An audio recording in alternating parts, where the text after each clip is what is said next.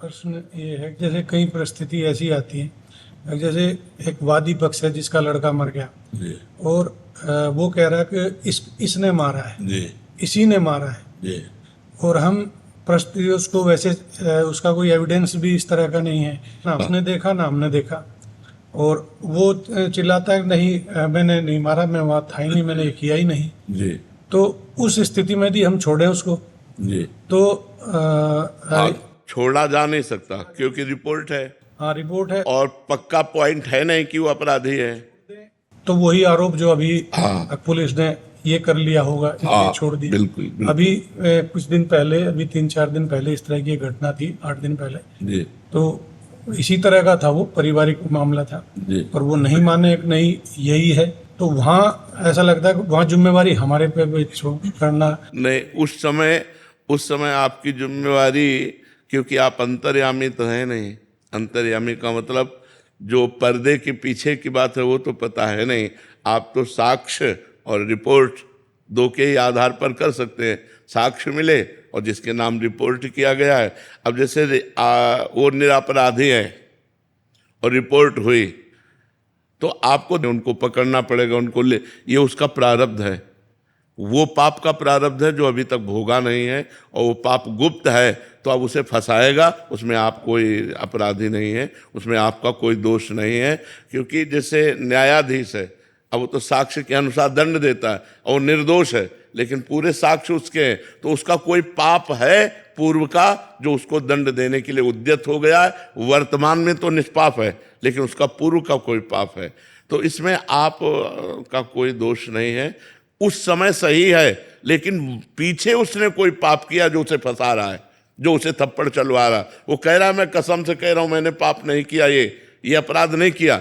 पक्का हम भी कह रहे हैं उसने नहीं किया, लेकिन उसको डंडे चलेंगे, उसको पिटना पड़ेगा तब तक जब तक उसका अपराध मोचन नहीं हो जाएगा। जो गुप्त पाप हुआ है, जिस पाप को प्रकाशित नहीं किया गया और उसका प्रायश्चित नहीं हुआ, वो पाप उसे फंसाएगा, उसे दंडा लगेंगे, और जब उसका पाप खत्म हो जाएगा तो साक्ष्य मिल जाएगा कि यह निर्दोष है और उसे छोड़ दिया है। उसमें आप दोषी नहीं हैं, क्योंकि आप रिपोर्ट और साक्ष्य के अनुसार ही पकड़ते हैं। आप कोई अंतर्यामी तो है नहीं कि हमने ध्यान किया और हमें पता चल गया ये निर्दोष है या ये दोषी है। उसके तो भगवान ही अंतर्यामी है, वही प्रेरक है। तो आप अपने साक्ष्य के अनुसार करेंगे तो उसमें कोई दोष नहीं होगा। अब इसी में आपको अर्थ दे दिया जाए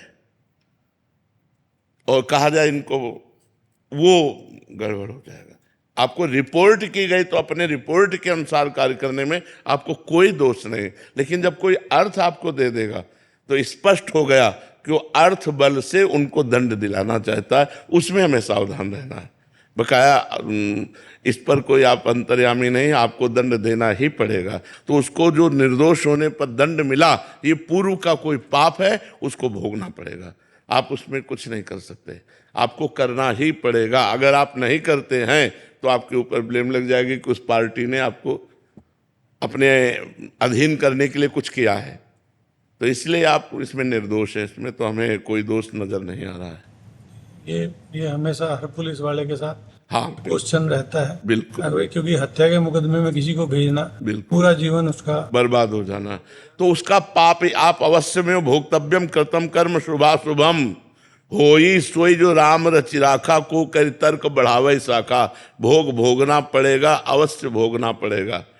एक आदमी ने किसी लड़की को फंसा करके गुप्त रूप से घर में रखा और बात बिगड़ गई तो मारकर घर में ही दफना दिया, और इतनी सफाई से कार्य किया कि किसी उस क्षेत्र की लड़की नहीं थी तो किसी को पता नहीं चला। 10 वर्ष व्यतीत हो गए। सामने स्वर्णकार का मकान था, तो कुछ राजकीय कर्मचारी उसके यहाँ आया करते थे, स्वर्णकार के यहाँ, और वो ऐसा नंबर 2 का काम करता था। तो उनको पता चला तो कुछ फीस वो देता रहा। अब धीरे धीरे खान पान, रात्रि भर वहीं रुकना, तो उनको पता चल गया कि तिजोरी कहाँ है, पैसा कहाँ है, सब। रात्रि में स्वर्णकार को मार डाला राजकीय कर्मचारियों ने, और उनका सब सामान लेकर बाक्स लेकर निकल रहे थे। तो वो आदमी लघु शंका के लिए निकला, जो 10 वर्ष पहले केस कर चुका था और कुछ नहीं, कोई नहीं जान पाया। वो निकला, उन्होंने देखा तो उनका कुछ करके आ रहे हो आप लोग, घबराए दिखाई दे रहे, बॉक्स कहाँ से लेके आ रहे हो? तो चुप रहो चुप रहो, हम तुमको भी इसमें से कुछ दे देंगे, तुम अपने घर जाओ। तो उनका नहीं, हम ये तुम्हें चोरी नहीं करने देंगे। तो उसने कहा हम चोरी नहीं किया, हम उसको मार के भी आ रहे हैं। अगर तुम्हें चैन से जीना है तो इसमें कुछ हिस्सा ले लो और जाओ। तो उसने कहा बिल्कुल नहीं ले सकते, हल्ला मचा रहे हैं। बोले मचाओ हल्ला। उसने हल्ला मचा दिया। हल्ला मचा दिया तो उसने उसको पकड़ लिया, हल्ला मचाने वाले को, और कहा अब भाग के कहाँ जाएगा? 10-20 लोग आ गए। बोले इसने स्वर्णकार को मार कर देखो, ये बॉक्स लेकर के जा रहा था, हम पकड़ा, ये तो हल्ला मचा। पूरा का पूरा केस उसके ऊपर डाल दिया। अब जब साक्ष्य और सब प्रमाण मिल रहे हैं तो जब जज के सामने गया, बहुत रोया और उसने कहा हृदय से कहता हूं, फांसी तो तुम्हें देना है, फांसी दे दो, आजीवन कारावास देना, आजीवन। हृदय से कहता हूं मैंने पाप नहीं किया।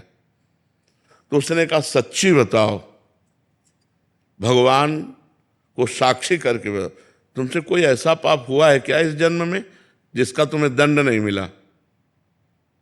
जज ने कहा कोई ऐसा पाप हुआ है जिसका तुम्हें दंड नहीं मिला? सच्ची बताना। तो उसने हृदय से बताया कि हाँ ऐसा। तो देखो वो पाप कैसे फंसा दिया, उसको कैसे फंसा दिया, लघु शंका के लिए निकला, केस बन गया। तो कई ऐसी घटनाएं होती हैं हमारे जीवन में जिसमें वर्तमान में हम दोषी नहीं होते, लेकिन भूतकाल का किया हुआ अपराध हमको वर्तमान में फंसा के दंड देता है। इसलिए आप बिल्कुल प्रसन्न रहिए, इसमें आप दोषी नहीं है।